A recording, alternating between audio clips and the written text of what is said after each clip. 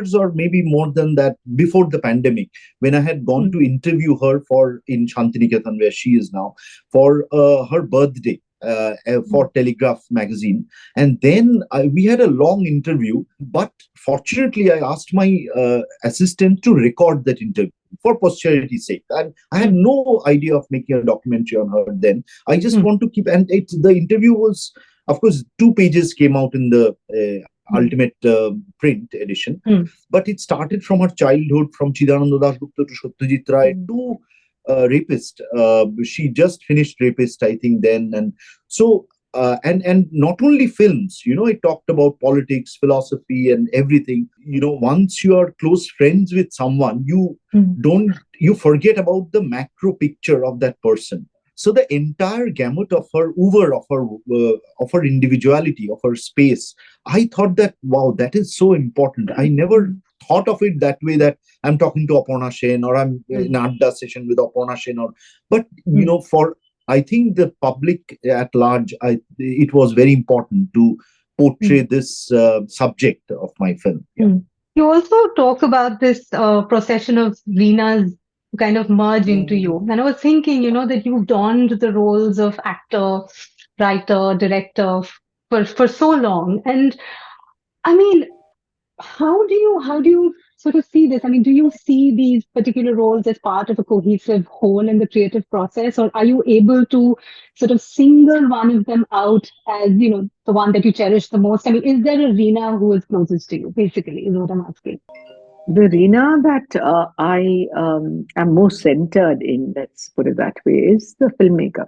I must say, I enjoyed acting in Porambroto's new film that Anjan and I acted in, because I had a wonderful actor, a co-actor, and there was just the two of us.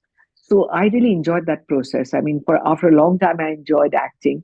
I also enjoyed acting in Parumita Ragdin very much, not in Iti Mrinalini. I don't know why. It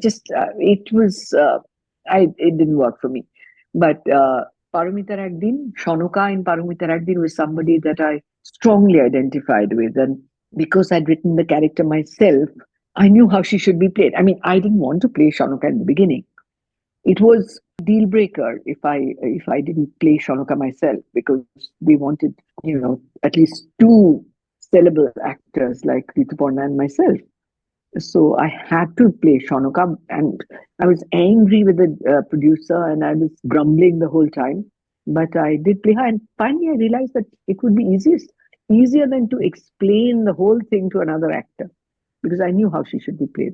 Ms. Sen, you've always, you've spoken about how you like living in the present and not thinking too much about this sort of glorious career that you've had. But I'm sure, this film would have made you reflect at least a little bit on the kind of cinematic journey that you've been on. So I was just wondering, I mean, what have been some of the big highlights for you, personal, professional? There's no point in dwelling on what I've done. It's more like every time I see one of my older films, all that kind of jump out at me are the flaws. In fact, I have a hard time trying to control myself not to tell other people, oh, this film is flawed in such and such way. I shouldn't. I mean, ideally I should shut up.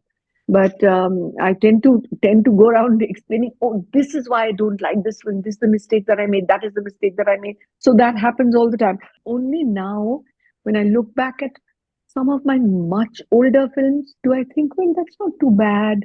Or I look at my acting in some films, and I used to think I was terrible. But then suddenly it seems to me that, oh, I'm much more modern than many of my co-actors. Now in retrospect, after such a long time, this sort of strikes me. But the latest films, it's always, oh God, I'll give you one small example. 1 week after the release of Mr. and Mrs. Iyer, I thought, oh damn, I should have given this girl, she was protesting in the bus saying, don't date, this was one of the teenagers. And this guy hit her. And then the next scene is that I think they're having puchkas at some place. So they're teenagers. They've forgotten all about it. They just moved on ahead. But I should have given her a black eye, because it would have been a visible, and cinema is a visual medium, it would have been a visible reminder of the violence that had been perpetrated on her. Now, that came to me a week later. So, what do? There was nothing I could do. I just had to live with it. Now, every time I see that, oh God, why did I not do this? Or when I see the rapist, why did I not make the motorcycle go the other way? That kind of thing is just kind of. Subscribe to Midday India. Get direct notifications on all our videos by clicking on the bell icon.